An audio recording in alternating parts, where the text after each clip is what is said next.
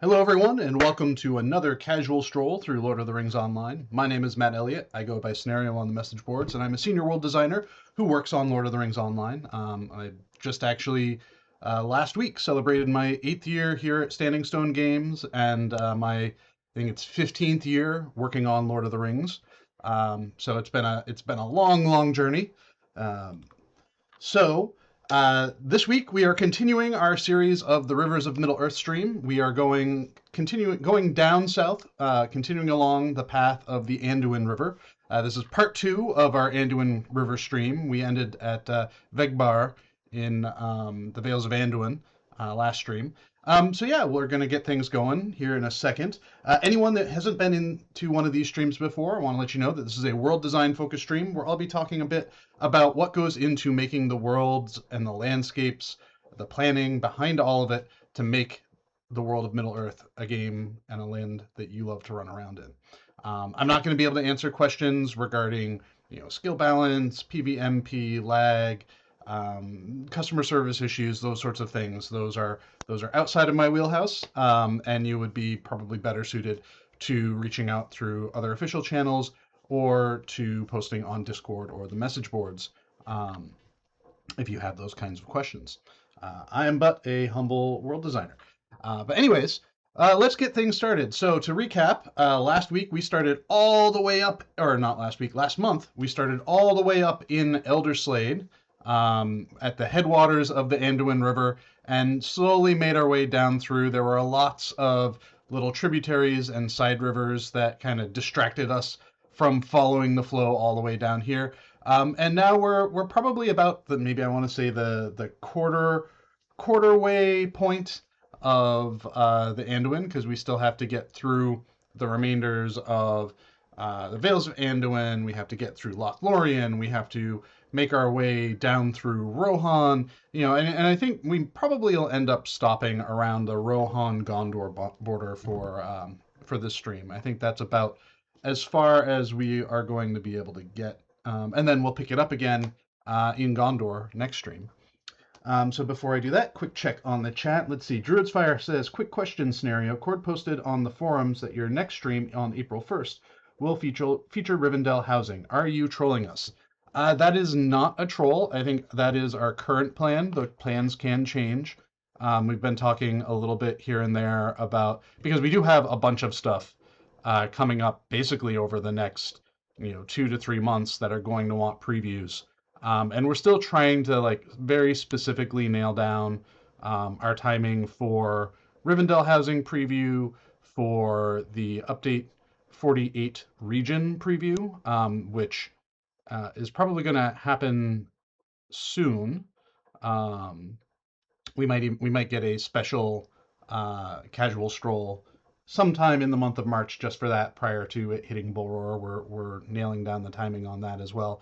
I had pitched to Alan that we have a cave troll stream next week into we have a casual stroll, so we might preview the landscape then. I'm still waiting to see if that feels good and makes sense. But yeah, the current plan is April 1st is our preview for Rivendell housing. We've got a couple other things coming out around Rivendell housing to be excited for. Last week I did an interview, which I think we're working on getting some assets over to the people that interviewed me about it, as well as Deco de Milieu is going to do its own preview as well. And I apologize for butchering names. I am awful at them. But so we've got a bunch of previews coming up. So with that in mind, let's begin our our wanderings. Also, I apologize if there are any loud crashing noises that happen during the stream. We are in the midst of a almost summer-like heat wave here in southern New England, and I say that meaning it's like over 40 degrees out right now, almost 50. So everything is melting. So the 50 inches of snow that we got last snowstorm that has then compressed down to ice is now falling off of the roof. So if you hear any noises like that, don't worry. I'm fine. The house is fine. It is just ejecting ice off of the roof while I'm trying to do a stream. But anyways, so we'll start here. So we ended our stream here in Vegbar last time. And we talked extensively about these rocks being the bane of my existence and how I can never quite seem to get their appearances to stop being weird. Um, so yeah, here we are. We'll just hop on down into the river. So one of the cool things about the Vales of Anduin, Wells of Langflood regions is their ties to the Rohirrim, which I think people well versed in the lore of the setting knew that as a fact. They were very well aware of those ties, but people who weren't entirely familiar were kind of like taken off guard a little bit when the appearance of kind of deep backstory for Rohirrim lore showed up in these regions. And I think that was just like a nice little bit of added diversity to this space because I think coming in here you might think, oh hey, a little bit of dwarf stuff coming down here. We're heading into elf lands. Rohirrim was not on the bingo card, and yet here they were. Um, One of the things I really enjoyed about working on this area too was I got to spend a bunch of time playing around with how we do our scene files and what ways we can try to, you know, make them feel a little bit natural and how they progress from hills down to the water's edge. And I spent a lot of time playing around with getting reeds to show up at certain water depths so that we could just kind of paint those types of assets down pretty, I don't want to say recklessly, but more like free flowing and not having to worry about things too specifically. And then just let those scene files handle that work on their own. We're coming up here around the corner where, the big thing for me too was to have these willows showing up on the edge of the water, not like way out deep into the water, but on the edges of the water, where you would kind of expect them to be. Um, that was just a fun diversion. I think when I did the Vales of Anduin preview stream years ago at this point, um, that was one of the like behind the scenes areas that I showed off a little bit was the test spaces that I had thrown together to work out how I was doing the scene files, what I wanted to do with them, and how we were gonna try to I guess lighten the load a little bit on the world design team so that we weren't feeling like we had to really either do a bunch of specific hand placement or anything like that. I'm gonna rocket jump up here onto Avabarg. Um, I tell you, these battlefield ruins, we get so much great mileage out of them. They're not really culturally specific, but they are interesting enough as far as silhouettes go to allow us to have something that looks and feels um, ancient and ruined without needing it to be hewing to any one specific culture because they're stone walls. So here we have, the herd of the Avabarg horses, remnants of the Rohirrim, along with their keep that has been ruined up here. Uh, the buildings fall, but the horses remain. Alrighty, we'll work our way down here into the lower areas. This was an interesting space to build too because we knew when we were making this, we also wanted to um, represent this as part of Mordor Besieged as well. So we needed to make a version that was distinct and was different from uh, what existed, but was a copy, but was also a very limited copy because we didn't want to do the whole valley. We didn't want to copy the whole valley. We really just wanted the Gladden Fields because of the significance. Um, Alrighty, so we are going to. There are a couple other side streams here that we want to take a look at while we're running around. So we're in the Gladden Fields. We're running around through these marshes. These were fun too because just like how we were talking about remnants of Rohan being present here, we also had representations of remnants of Sharky's men. Um, People that may not necessarily know that they were working for Saruman, but working for him nonetheless. And in his search for the One Ring, it brought him to the Gladden Fields to see if he could dig it up. Kind of the last known place that it had existed. So Saruman was doing his best to find it. So these were kind of just like interesting little points of interest to work on and work out. I'm seeing as I'm running around here, it seems like a bunch of the lights here may not be using the right properties. You can see stuff kind of like blipping in and out. I'm not sure if that's the degrades of the rocks or if that is too many light influences touching the rocks to cause them to blip around like that. But so we'll run a little bit over here. I think the other thing that was kind of a fun little surprise for the area, and I think the Vales of Anduin had a bunch of fun little surprises, a bunch of Hobbit callbacks. We have the entrance to Goblin Town, which I think we very briefly zoomed by, but you also have remnants of Hobbit villages hanging out here on the shores of the Gladden Fields as well, and you have the orcs also under the employ of um, Sharky doing their work in here. So, like these little hobbit hovels. We don't get to see much destroyed hobbit stuff, but the artist that put them together makes me kind of, the artwork makes me want to see more of that. So as we work our way up through the Gladden Fields, we're going to head up to the Gladenmere. So this isn't really a tributary, but it is close enough. So we'll take a look up here. The fun thing about the Gladenmere was it was kind of a mini expansion um, to the Vales of Anduin. It was all built and blocked off with world event stuff, kind of the idea being that, I think our plan was to maybe not necessarily release it with a patch, but have it be something that, once we were ready for it to become available, we could turn on a world event and make it accessible. So I'm running my way up through here so we can do a quick check on this. And I think one of the things too that, yeah, as you can see, I think we still have the world event stuff in place. I should probably just delete that because we don't really need it anymore.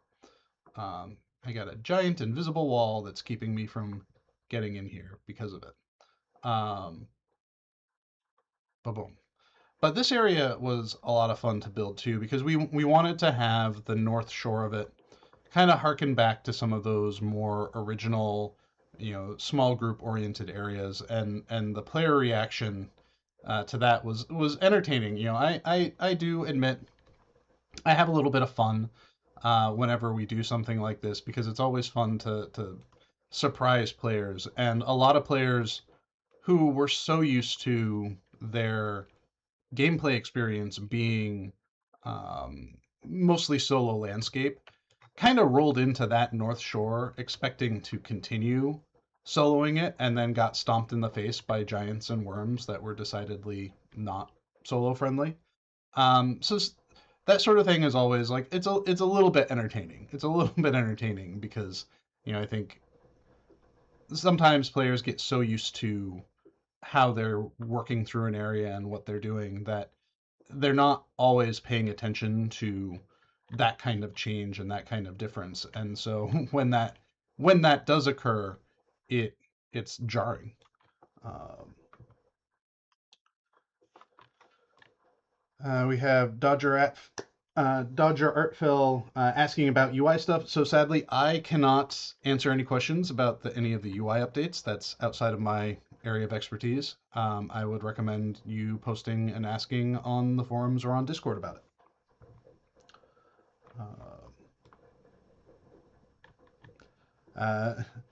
Druid's Fire. Scenario stopped by an invisible wall. Hoist on your own petard, I say. Well, I can just delete that if need be, but my rocket jump is doing plenty well getting over it. These sorts of outdoor dwarf areas too are always, speaking about like being surprising and a little subversive. A lot of people, when they think about dwarves and whatnot, they think caves and Moria, and I I remember back at the launch of the game building Othrakar and Gondamon and just looking at both of those places and being like, this is a very different and interesting take for um, for dwarves in general. And I'm really like curious to see more of that. And so through a lot of this region, when we're up here in the Gladenmere and Sundergrot, I wanted to explore a little bit about what dwarfiness could look like above ground. What it could look like. You see that rock put back in. That's because that is a special invisible wall that can be made to go away. Um, it was just a playing around a little bit with the assets. I think we're so used to putting those things in caves and in dungeons that putting them on landscape is just a different approach and not something we did too often, not something we experimented with all that much. Which I think over the years, I personally, anyways, have tried to find ways to extend the usability of some of our assets in ways that we haven't really used them before. And I feel like playing around with dwarf, holdings on actual open air landscape is kind of a push in that direction. Alrighty, we'll make our way across river because we've got another tributary here, and then I think we'll be almost done with the Vales of Anduin. We just got a little bit more to go until we get into Lothlorien. I know Lothlorien has Nimrodel and a couple other spokes around in it, as well as stuff going in from Mirkwood. Mirkwood I might skip just because it's a little funky in how you get access to certain areas of it. But we'll see how well my uh, rocket jump serves me when I go to do that.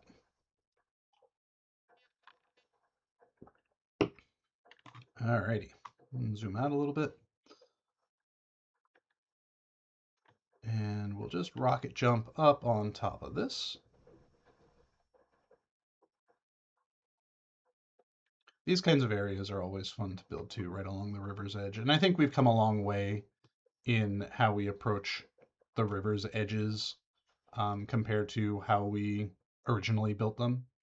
I think we're much more comfortable with having them be a little bit more cluttered, a little bit more busy, a little bit more, full of life, which, um, going down the Brandywine, it was something that I was noticing pretty considerably going down through all of it, is how there just was not much right on the edge of the water, which is what, you really kind of want to see, regardless of, most, um, you know, most regions, that's fine. I think when we get into more arid stuff, it's a little bit tricky to have water edges that feel a little bit more verdant and alive when the general scene asset set for it isn't that. What do we got going on up there? What is that? This is a big lake. I remember going through this and playing through this, and in hindsight, it's probably one of those like maybe I should put a dockmaster in a couple of spots around something like this, especially considering the content flow for the area. But what do we got going on up here? This is interesting.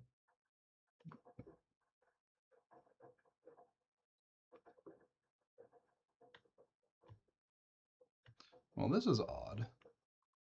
This should not be here. This looks like someone painted down um, kind of we have for our waters we have water flow and we have water depth in terms of properties we can use on water, and water flow is what you see when you're like looking out on the water and uh, you can see it moving along, and water depth, it's kind of a misnomer because it's not really about the water depth, it's about kind of like the layer of stuff that you can see on top of it, whether that is, in an ocean area, you can kind of see the ocean foam, or in a swamp, you can see things like um, weeds and algae and whatnot.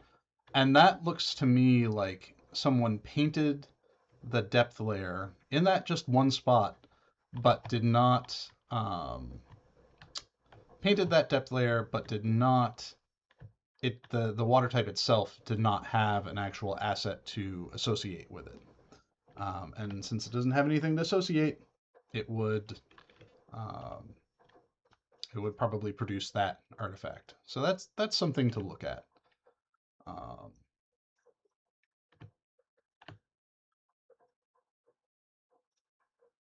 all right, let's see. While I work my way out of here, we'll see what we have for other questions. Um, Mr. Alex said, I would like to have a dwarf hub freep built like Lakendar on Shrew, where you have a massive cave without a portal. I'm trying to remember. Oh, I'm trying to remember what Lakendar is because I'm never usually the one that ends up applying names to things. Um, so I have my own like internal naming for what it is, and then there's the actual you know lore official name that goes along with it. Um, but we've done that. We've experimented with stuff like that a few times here and there. I think the trickiest thing with those is always the lighting. When you transitioning from one lighting type to another, or even just being able to have the light sources do what you want them to do, because that kind of transition from landscape to landscape interior, we don't really have the same lighting capabilities that we would in a dungeon space. So we can't really do that like crisp shadow casting as easily. We'd have to like have a day file that's very specifically set up, but that would generally apply. Whereas in a dungeon space, we can set up what's called key lights that can have properties on them that would cast shadows based off of their volume. Um, all right, here we are in Duskin Vale, the last stretch of the Anduin in the Vales of Anduin itself. A mighty trench bridging the gap between Vales of Anduin and Lothlorien. Let's see. Sarabella says, I've played so many MMOs and this game is truly the best. It literally stole my heart like the first moment I saw Rivendell. Well, pretty soon you will be able to claim a portion of Rivendell, or at least near to Rivendell, as your own home if you so desire. So keep an eye out for that in case you missed. Oh, hey, I'll have to come back here on my live character because I don't think I found that chest yet. Alrighty, we're working our way down. Boom, boom.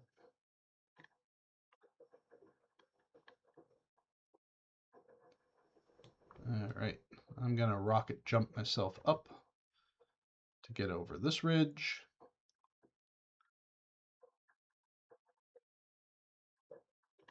And then get stuck in a rock. Go me. And unstuck.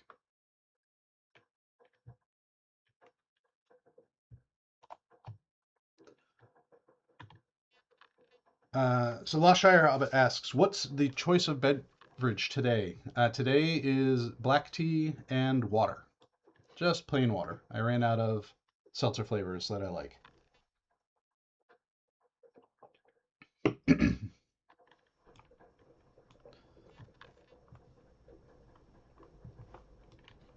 Alrighty.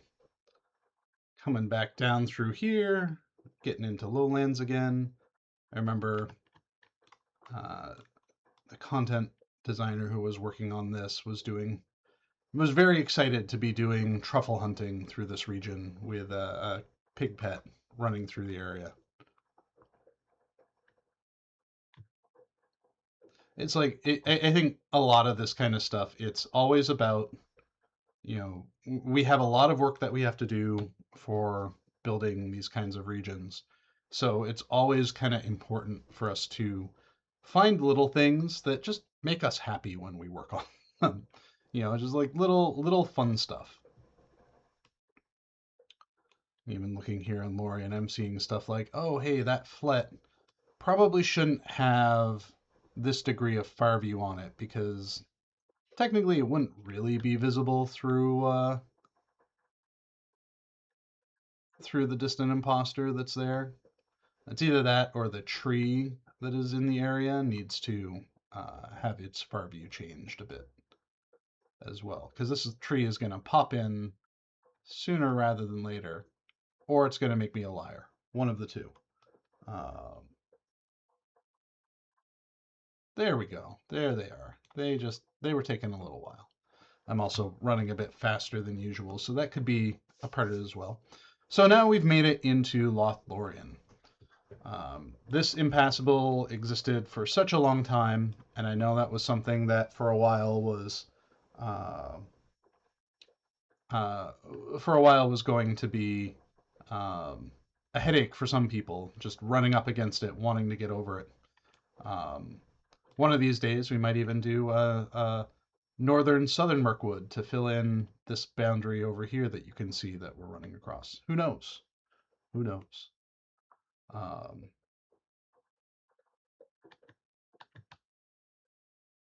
so here we are running along the edges of Lothlorien. The original design for Lothlorien was too that no matter where you were, we would have a line of archers that would kill you on sight unless you had um, the right degree of reputation with them established before getting anywhere uh, near the areas of Lothlorien. And while thematically interesting, very frustrating for our players, and that was eventually changed. Now they just don't let you into Karis Galadon. All right, so we work our way through here. And one of my long-term goals still remains and will always remain finding a way to open up the shore of southern Mirkwood so that you can just swim across if you are in the like right quest state and whatnot to do that. The frustrating thing with at least that first area of southern Mirkwood though is it kind of does require you to teleport into it in order to um, make sure that you are in the right state of things. It's sort of like those towers in Minas Morgul, where they're meant to be, shortcuts to help you get up the layers. But usually it's like your first run through it, you have to do that instance to unlock it. So you'll like pop in, you'll hit a volume that teleports you and puts you into the right layer to do what you need to do.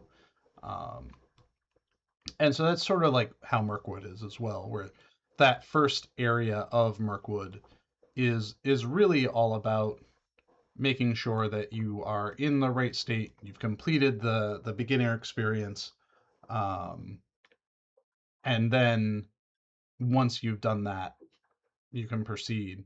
But it still keeps you from getting through. And I really just want to find a way sometime to make it so that you can get in there without needing to do all that. Though I think I might be being in admin mode. I might be surpassing that requirement at the moment because I would have hit things, I think, at this point. But we'll follow this up. I think this will take us almost all the way to Dol Guldur, I think. Lovely, lovely scenic river we have going on here. I know Mirkwood is another area Southern Mirkwood is another area that has, changed somewhat considerably over the years, just in terms of the assets that we're using in this space. Um, I think if there was anything I'd change is I wish we had, we have several areas of Mirkwood, and I wish we had a greater canopy across all of them. So yeah, I'm gonna have to rocket jump up over this. Maybe. There we go. I made it. Maybe. There we go. So now we're running through the Drownholt.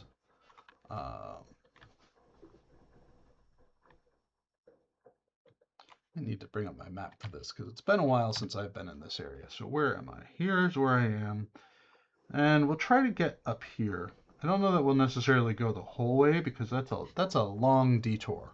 So maybe we'll go to the next waterfall here and then make our way back. As long as I'm keeping an eye on where the marsh is.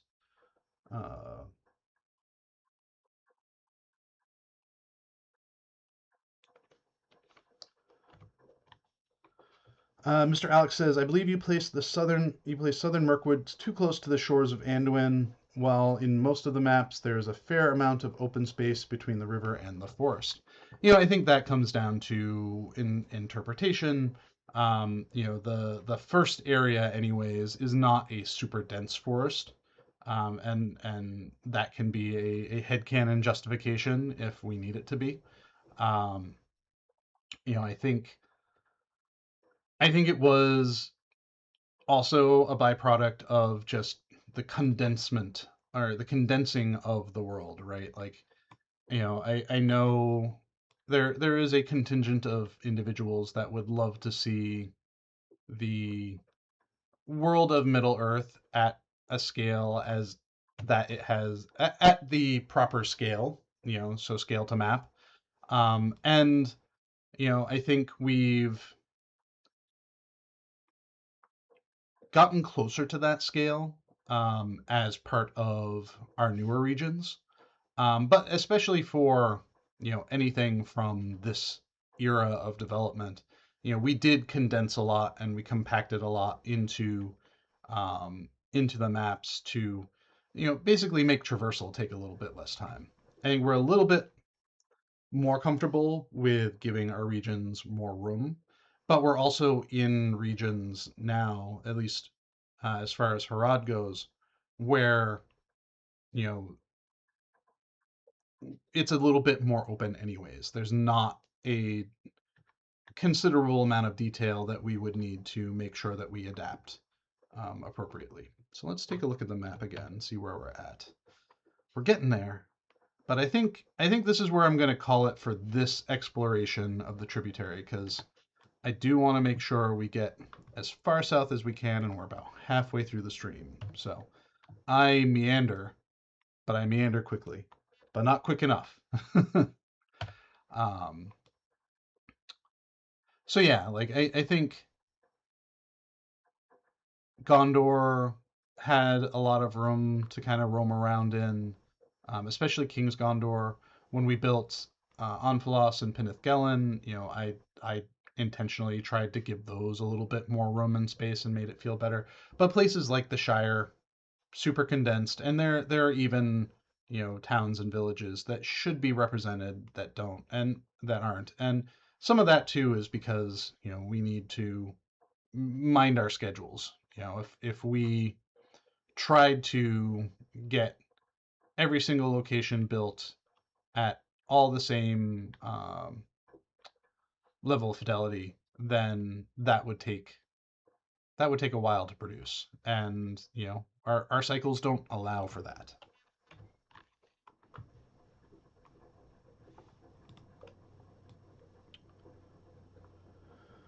Druid's Fire said, and having that quest progression bit you in the butt when Northern Mirkwood came in and folks couldn't access Oskalad. Oops.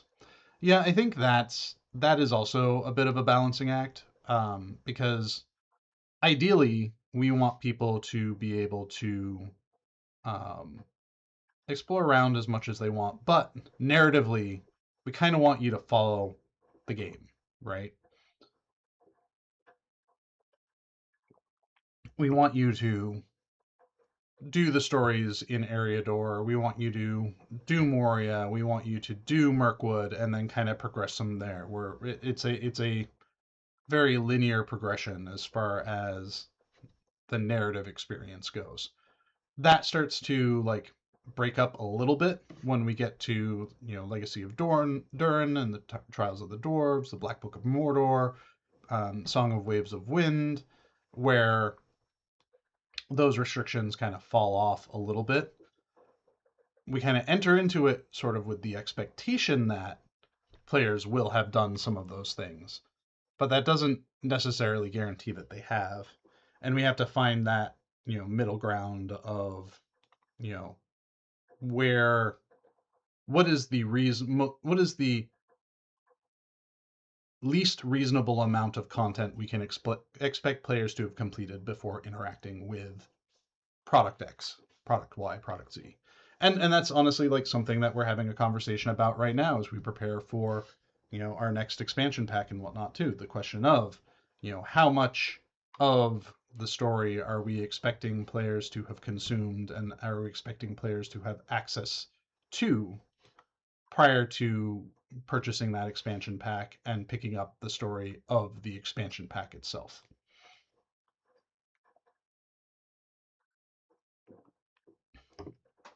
There's we want to make sure that you can get to the new stuff somehow, and we want to find ways to provide that access. And that's, at least for what's coming up later in the year, I don't think we've nailed down the specifics of how access is going to be provided yet, but it is something that is, front of mind often, as we're working on these things.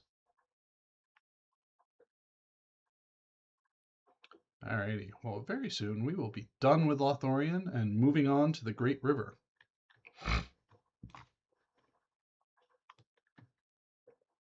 Oh, this is an impassable I didn't realize still existed. We'll have to do something about these too, because these don't need to be here.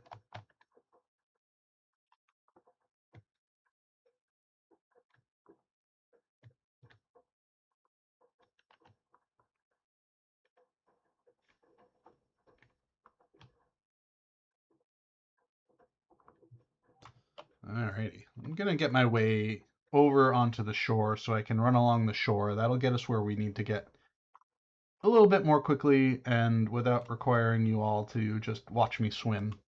That is one of the, I guess the drawbacks to this series of streams is it's basically watch scenario swim for an hour each stream.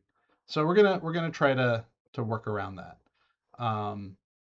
I know Rohan has a couple of significant bodies of water as well. I think for the purposes of this stream, I'm going to avoid going down those or going up those rivers, and probably at the once the Anduin River is done, this series of streams will turn into more of a, here are other rivers that we can run around at, and I'll probably more pick a region or a series of related regions, and run around the rivers in those,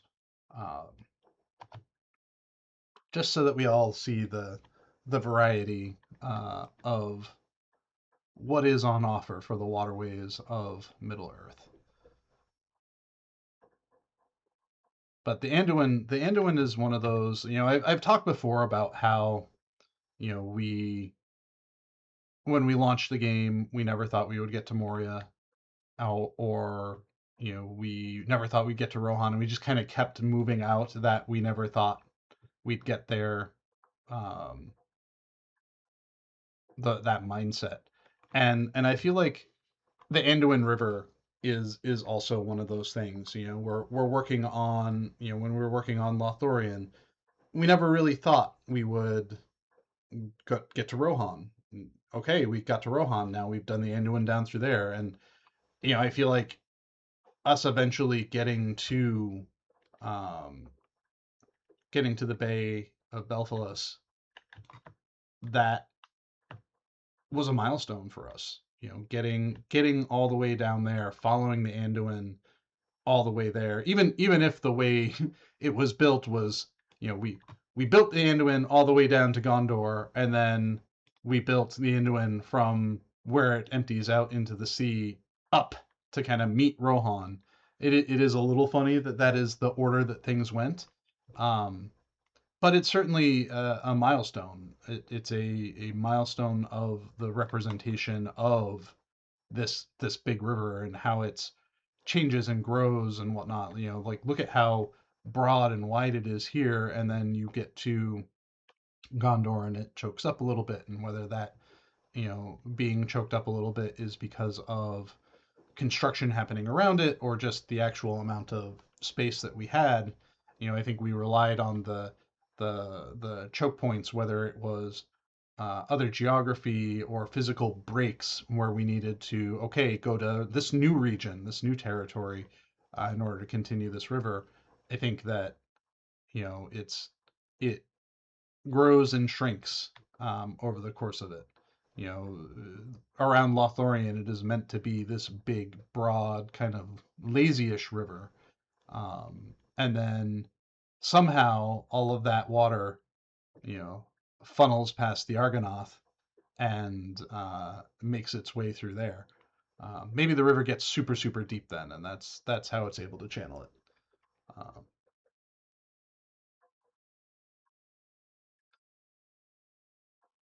Alrighty. So we can talk a little bit about housing stuff too, since we're running around looking for things to talk about as we enjoy our run through here. Though I do want to like chime in too. One of my favorite um, bits along the Anduin is meeting Horn and Nona's fellowship and how their story runs along the river as well. I think that's something that I remember the instance with all of the characters sitting around the fire at night and them noticing um, the Nazgul flying overhead and wondering what that was like. There's definitely a ton of appeal that the Nona and Horn Fellowship had that and I think using them as that kind of lens into other bits of the main story without having to be directly involved in them was super successful, and the characters themselves were super endearing. It was just kind of nice to have a group of characters you could follow where you didn't feel like the situation was entirely dire all the time. Like there was room for some levity and jokes, and I think I hope at some point we get to have more characters with that kind of interaction again. Um, Alrighty, so we'll make our way down here along the shallows. Um, but now I lost my train of thought. Oh yes, housing stuff. So yes, as Cordovan has mentioned on the I forget it was the message boards or Discord. Our next stream, our next like normal stream for Casual Stroll is going to be our Rivendell housing preview. I've actually been working this week on a few changes to the housing system just to help provide some additional clarity for them. So things like the special houses um, in Rohan are going to be a little bit more findable through the various UIs, as well as the island kinship houses. So we'll be working on that. I don't remember if it's for 47 or 48. We added a bunch of new available instances for a few of the different neighborhoods to kind of help meet those demands. So those will be going live, if not with 47, but with 48. So that'll be awesome as well. We've got Rivendell housing coming up. Um, I put together all the different decorations for those. I know players saw them all on Bullroar and have been chomping at the bit for more of them. So that stuff will be available when Rivendell housing launches. Um, and yes, the map is live now. Part of the reason why the map is live now is because we're feeling pretty good about where Rivendell housing is. And as I've said before, like housing neighborhoods are always something that we just kind of like let bake for a while, and we're never really quite sure when we wanted to make it available. And those sorts of things are always a good thing to make happen when there might be a little bit of lull in the content or there's not really too much going on. So they provide a good opportunity for players to kind of re-engage um, with the game. So that's why the map is in now, because we were just like, okay, well, we're basically done with it. We think we want to have it come out with update 48. There might be a good reason for us to have it come out sooner. If we need it to come out sooner, we need to make sure that all the parts for it are there. We're still testing it. We intend to do a bull roar for it as well, so that players can check it out. I know we're still, I think, just wrapping up the little bits of the raid testing, um, and I think there was a hope for another bull roar to happen soonish. That could potentially have Rivendell housing in it. Could have there's some festival work going on as well that I know MVP would really like to see get some testing eyes on. So there may be a and combo housing and festival bull roar. There's also going to be U48 bull roars coming out sooner than I think any of us were kind of expecting it to happen. But you know, 47, 48 are pretty hot on the heels of each other. So these guys are always a little weird to me. Why do you have a person face? You have a person face.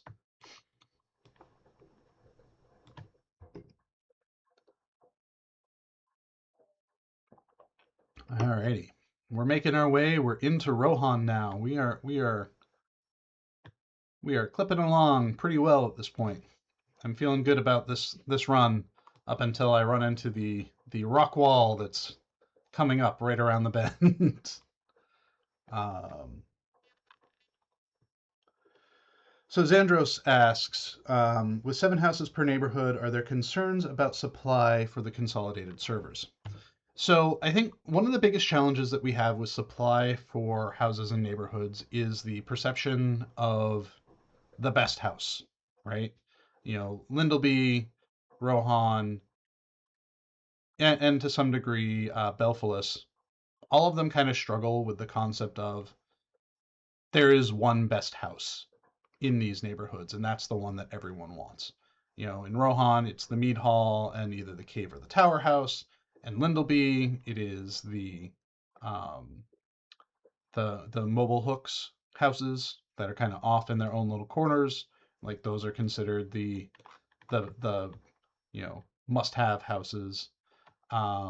In Belfast, did I mention Belfast? You've got the kinship islands. So I think that's one of the challenges that those neighborhoods have, particularly with the servers being consolidated now in higher population. One of our design goals with Rivendell was to have fewer houses, but have most of the houses positioned pretty well, so that it's less about there being the best house, and it's more about here are a bunch of really good options um, that you can pick from. So the hope is that we are going to try to kind of get around the whole best house thing with Rivendell neighborhood. It's all an experiment. We'll see how it goes. Hopefully, between the locations of everything and the pricing of everything, those concerns go out the window. Maybe not entirely, but because I'm sure there's going to be, a population of players that all want this one house because of the view or access to the services in town. So, I think we were actually Calistria, which I think I said her message board name right. Orion and I were running around in it last week looking at it, and I think Orion's feedback on it was basically just like, there's not a bad house in this neighborhood. There's nothing that I wouldn't want to buy. And honestly, he was more like, there's one that like it was interesting seeing the difference of opinion in there too, because the house that I was saying was probably going to be the least desirable house. He was like, I really like this house because it's set back in a way I can put up a decorative fence that gives me even more privacy, and I can just have this little like nook for myself. Um, Whereas there are others that are going to be like, this is the house I want because of the view. Um, there's the Argonath right there. We're making our way there. I wish the the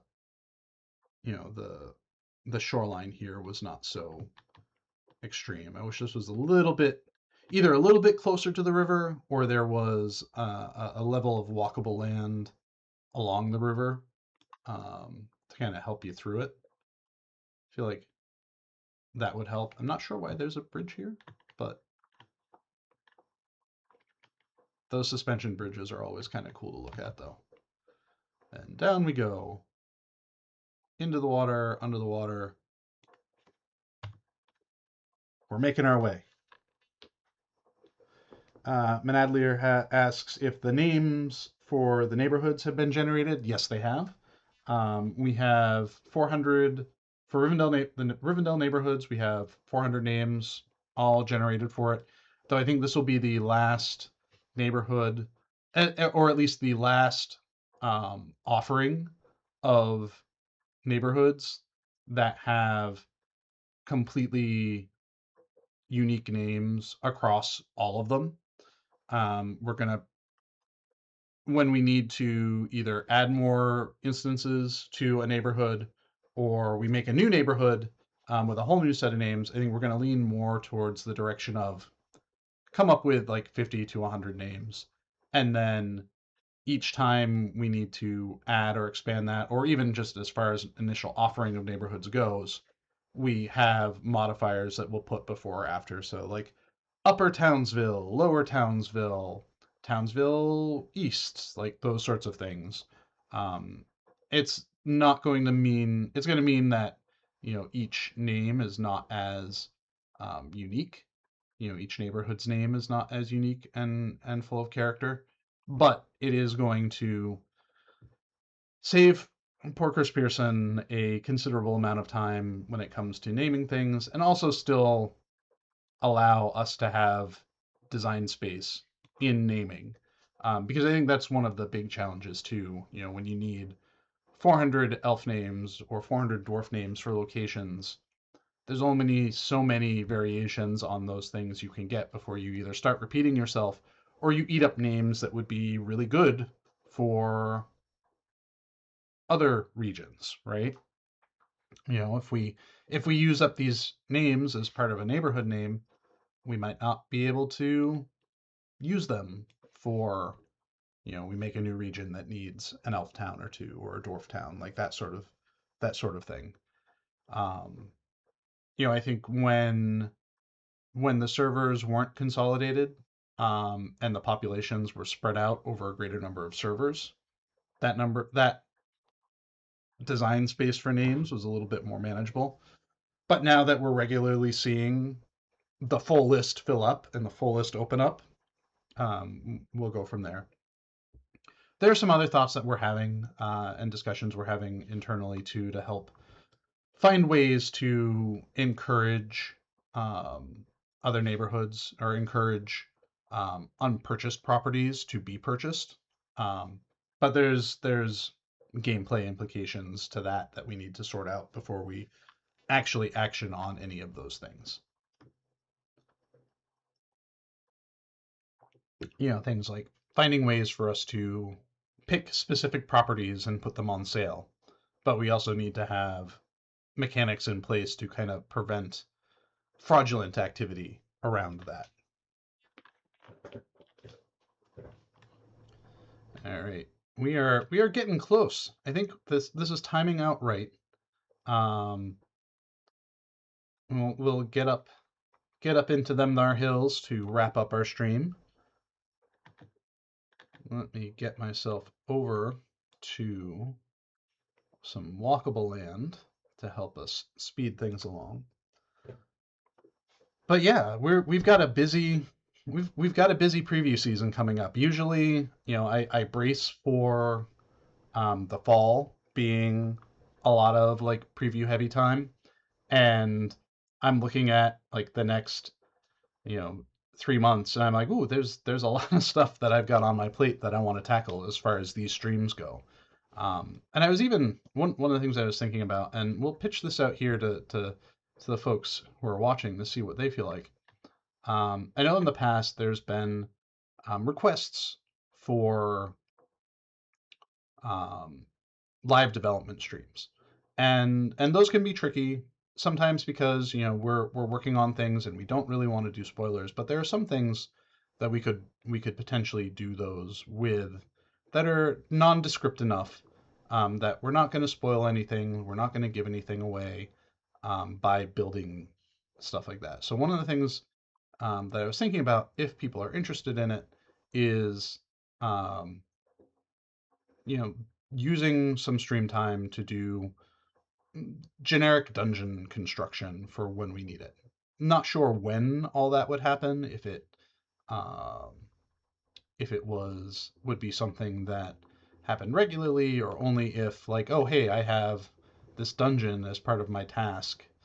You know, maybe I can do that on stream, sort of thing. If that's something people are interested in, I can think a little bit about the format for that to make sure that it makes sense. It abides by the desires of the team to um, not give away too much.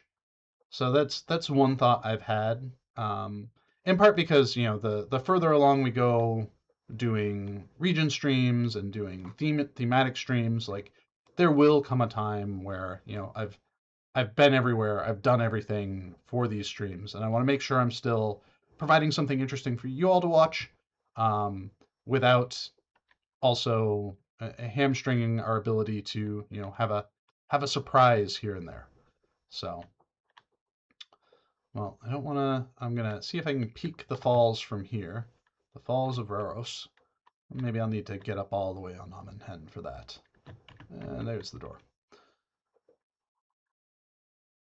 Alrighty, here we are. We've got Rohan to the west.